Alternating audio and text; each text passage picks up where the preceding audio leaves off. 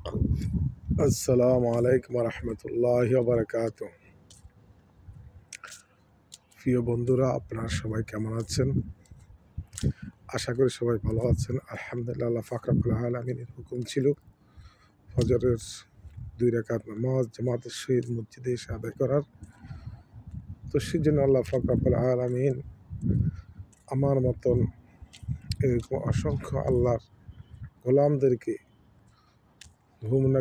ঘুম নামক মৃত্যু থেকে জাগ্রত করে তাদেরকে ফজরের 2 রাকাত নামাজ পড়ার তৌফিক দান করছেন। এই জন্য আমরা সবার পক্ষ থেকে মহান রবের দরবার জানাই শুকরিয়া, আলহামদুলিল্লাহ।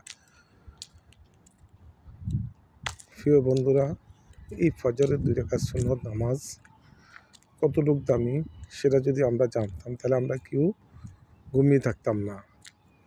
আল্লাহ পাক রব্বুল আলামিন বলছে ফজরের 2 রাকাত সুন্নত নামাজ এত দামি যে দুনিয়া এবং দুনিয়ার ভিতর যা কিছু আছে সব কিছু যদি বিক্রি করে দেওয়া হয় তারপর এই 2 রাকাত সুন্নত নামাজের সমান কি তার সমতুল্য হবে না। তাহলে প্রিয় বন্ধুরা দেখেন আমরা কত দামি এবং আমাদের আমলগুলো কত দামি। তাহলে আমরা নিজেদের দাম নিজেরা তো আমরা বুঝি না।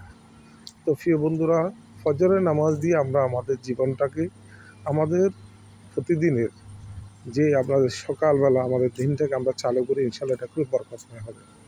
এবং এই ফজরের নামাজের যে আপনার কিছু আমল আছে, আপনার প্রথম 3 তাসবিহ আদায় করে নেবেন, জিকির 100 বার, কালেমা 100 বার, ইস্তেগফার 100 বার।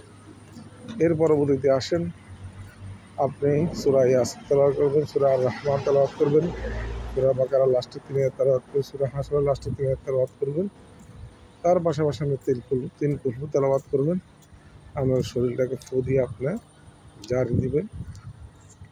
তাহলে আপনার পুরা দিনের জন্য আপনার শরীরটা নিরাপদ হয়ে গেল। কোনো জিন ইনসান, কোনো জাদুটনা কোনো কিছু আপনাকে স্পর্শ করতে পারবে না। তো প্রিয় বন্ধুরা, যে আপনারা এর পাশাপাশি কিছু দোয়া আছে, এই দোয়াগুলো আপনারা সবাই শিখে নেবেন। হ্যাঁ, ফজরের নামাজের পরে কিছু দোয়া পড়তে হয়, সেই দোয়াগুলো করে নেবেন ইনশাআল্লাহ। আরেকটা দোয়া আপনাদেরকে আমি শিখিয়ে দেবো, যে কোনো বিপদের মুহূর্তে একটা দোয়া পড়বেন, হাসবি আল্লাহ লা ইলাহা ইল্লা হুয়া আলাইহি তাওয়াক্কালতু ওয়া হুয়া রাব্বুল আরশিল আযীম। এটা 7 বার করে পড়বেন ফজর এবং মাগরিবের পর। এই দোয়াটা আপনার অনেক ফজিলত, এটার বাস্তব অনেক প্রমাণ আছে। আপনি একদম এখানে শুয়ে দিয়ে দোয়াটা পাঠ করবেন আর সবসময় আল্লাহর কাছে দোয়া করবেন, আল্লাহ আজিরনি মিনান নার, আল্লাহ তুমি আমাকে জাহান্নামের আগুন থেকে হেফাজত করো। আল্লাহ হাসিবনি হিসাবা ইয়াসিরা, এ আল্লাহ তুমি আমাকে বিনা হিসাবে আল্লাহ তুমি আমার জান্নাত দান করো।